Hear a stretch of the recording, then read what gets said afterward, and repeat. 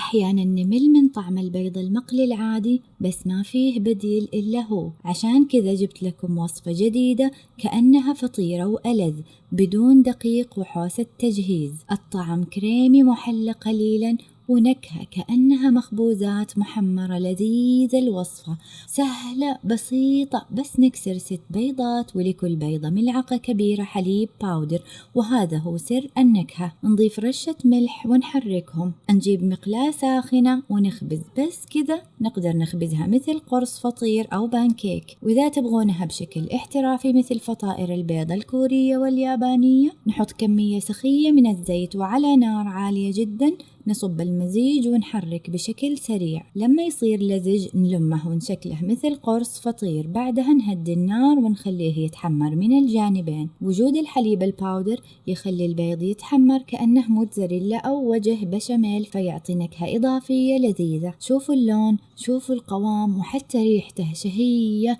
صدقوني الوصفة هذه راح تحبوها وتدعون لي. ممكن تخلوها فطير كامل وتقطعوها مثل البيتزا، أو حتى لو تكسرت. أهم شيء تاخذ اللون الأحمر من الوجهين، وقتها تطلع ألذ وأحلى. وصفة بسيطة لكن طعمها أغنى بكثير من البيض المقلي.